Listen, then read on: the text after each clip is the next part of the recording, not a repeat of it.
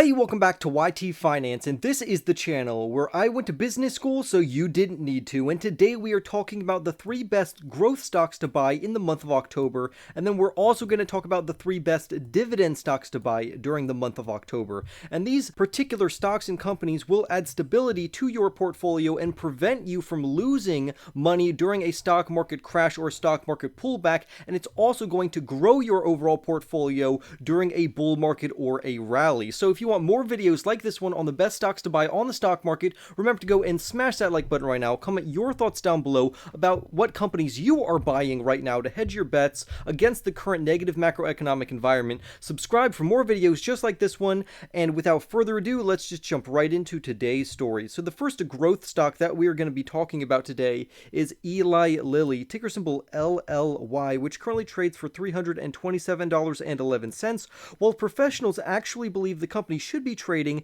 at around $335 over the next 12 months. On top of pretty decent growth, we also see that they offer a very strong dividend of 1.16, which is very good for a growth company. Now, clearly, when we talk about our dividend stocks in our next segment, those are clearly going to be very high dividend yielding companies, but right now we're focusing on growth companies, so the dividend yield for these companies aren't going to be very high because we want to focus on that stock price appreciation, as you can see from the chart on screen. So if you didn't know, Eli Lilly is basically a giant healthcare company that's currently trading at around 50 times their earnings, which could mean that they are quite expensive right now. However, earnings don't always reflect the long-term growth potential of the company, and this is what I mean by that. Although Eli Lilly, yes, is technically trading at a premium of 50 times their earnings, in this particular case, it means that investors are confident that Eli Lilly will continuously grow and eventually catch up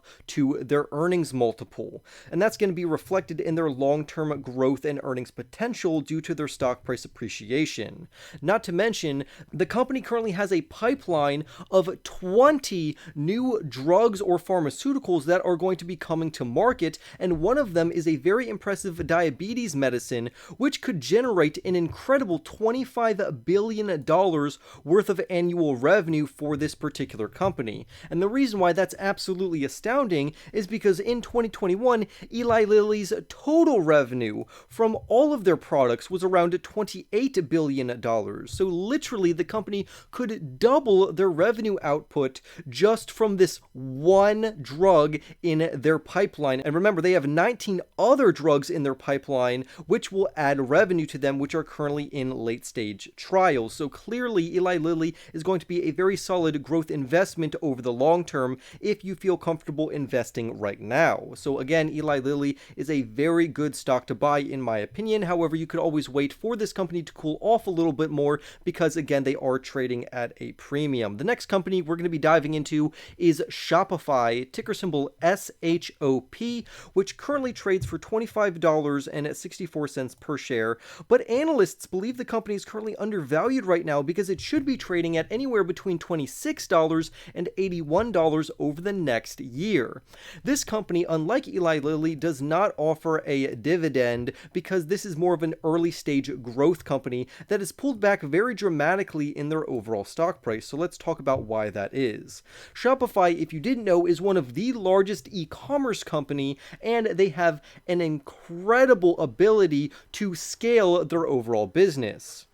It allows anyone essentially to become a merchant and sell goods and services to other people across the entire globe. And because of this very innovative idea, the sales of this company have been growing very impressively so far by around 16% year over year, which is not bad, but just a year earlier, the growth rate of the company was around 57%. Now, clearly, the reason why this growth rate has dropped from 57% down to 16% is due to negative macroeconomic and global conditions that we are facing right now. This is why investors want to have very good companies in their portfolio to stabilize their overall portfolio, which will prevent them from downside risk of losing money, but at the same time will give them a good stock price appreciation like growth stocks will, or consistent passive income in the form of dividends, which we will talk about in the next segment of this video. The Shopify stock price has actually fallen around 80% year to date, which is absolutely insane, which just reflects the very bearish outlook of the overall economy right now, which is really impacting and affecting overall technology and growth companies. However, with that being said, the e-commerce segment of the overall market still promises very strong growth prospects because it's anticipated to grow by around a 14.7% CAGR, or compounding annual growth rate, from now until 2027, and that is phenomenal news for a company like Shopify. Now, the good thing and the bad thing about Shopify is if you are a short-term investor, which means you're only looking out 5 years from now, that's the short term, and this company might not make you good returns over the next 5 years, but buying the company now and holding for the next 10 years, this could be a huge long-term buying opportunity that could cause short-term investors to miss out on the overall macro view of this particular stock. So over the next 5 years, maybe the company will trade sideways and not appreciate that much in price, but over the next 10 years, this company is supposed to be a long-term winner due to the awesome compounding annual growth rate of the segment and space that they are in, which is e-commerce. So that's definitely a company to at least put on a watch list. Just wait it out for the next few years and see how you're feeling about it. But then our last growth company that we're going to talk about is a phenomenal growth company, very similar in terms of their growth prospects to Eli Lilly, and that is going to be Costco Wholesale Corporation, ticker symbol COST, ticker name COST. This stock trades for $471.62, while professionals and experts believe the company should be worth anywhere between $455 and $678 over the next 12 months, which the stock price does fall between this range, which means that it is fairly priced according to stock experts. This company also offers a decent dividend yield of 0.72, which is very admirable for a growth stock such as Costco. Costco is a wholesaler and a big box retailer, and it has solid growth prospects, and it's actually shown investors their solid growth prospects over the last few years by delivering fantastic growth numbers in terms of their overall revenues. Also, I want to say that Costco is a very stable growth company, and what do I mean by that? It means during times of uncertainty while the stock market is falling, this company will actually help you solidify and lose less money than if you were to invest into other companies. So here's an example. Over the last 9 months, Costco has only lost around 16% of its stock value versus the S&P 500, which has lost around 23% of its overall value in that same time frame. So clearly, Costco is going to solidify your gains and prevent you from losing money unnecessarily, and it also has great growth prospects that are in line with the S&P 500 in many cases. I also want to say that Costco reported net sales of $222.7 billion for the fiscal year ended August 28th, and that is going to be an impressive 16% year-over-year growth, and that is very impressive. Why? Because normally, due to the law of large numbers, growing their overall revenues at over a 10% CAGR is very difficult for larger companies, and Costco did this by 16% year over year, growing their overall revenues by billions of dollars. I also want to say that Costco is one of the safest places and investments to make right now due to its cheaper price to earnings ratio and multiple than, say, Eli Lilly, because it's only coming in at around a 40. However, a 40 is still pretty high, so clearly this is still a company that is trading at a premium. So I want to make you aware of that. But given this business's overall stability and growth, this is going to offset inflation risks for investors by investing into this company, which to me is definitely worth the premium that you are going to be paying by investing into this stock. Also, I want to say that the only reason why Costco stock is falling mainly is due to the bearish outlook of the overall economy, much like the other companies that we talked about on this list. And this means that Costco remains one of the better buying opportunities on the stock market right now, particularly for long-term growth investors. So, for our top 3 growth stocks to buy in the month of October, we have Shopify, Costco, and of course Eli Lilly. And with that being said, let's move over to the 3 best best dividend stocks to buy during the month of October. And we're going to start off with Pfizer, ticker symbol PFE. The current share price for this company trades at $41.91, while stock professionals believe the company should be worth anywhere between $44 and $75 over the next year. This could indicate that the current stock price is somewhat undervalued because it is not trading between this price target range. Pfizer also has a strong dividend yield, giving investors a 3.76 dividend yield, which is pretty strong, particularly for a company such as Pfizer. If you didn't know, Pfizer is a giant pharmaceutical company that has currently lost around 26% of its value this year due to negative macroeconomic concerns.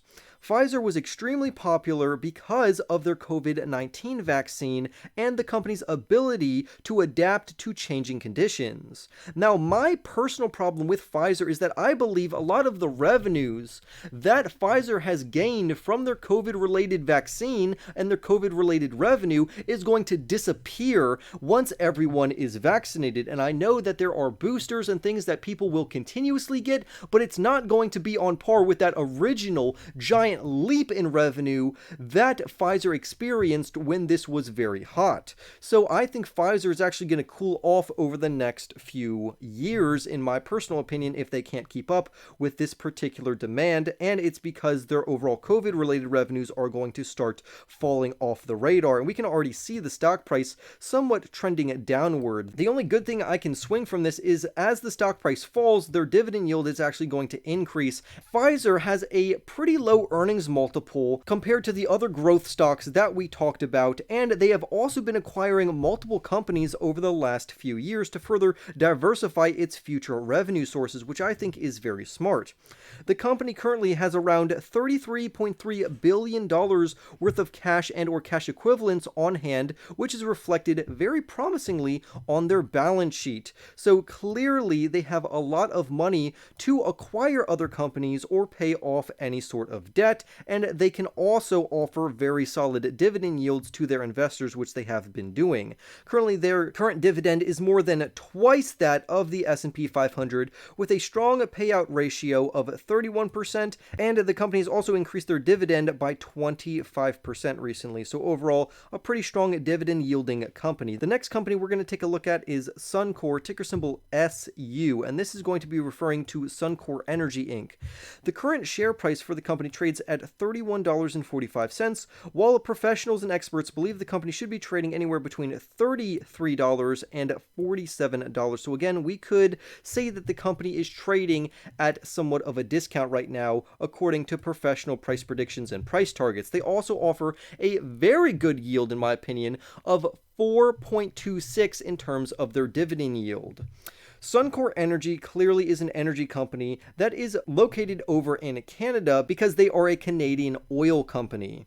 Recently, the shares of this particular company have soared by around 21% since the start of 2022, and it's made many investors very bullish on this particular company. And the reason why we've seen an increase in the share price for this particular company is that as oil and gas prices increase, this actually allows companies such as Suncor Energy to make more revenue and therefore more earnings, and it reflects very positively on their overall books and financial metrics, which has caused investors to flood into this company due to higher oil and gas prices, because now these companies are making more money because they are charging more for their product, even though the demand has either stayed the same or their demand has also increased.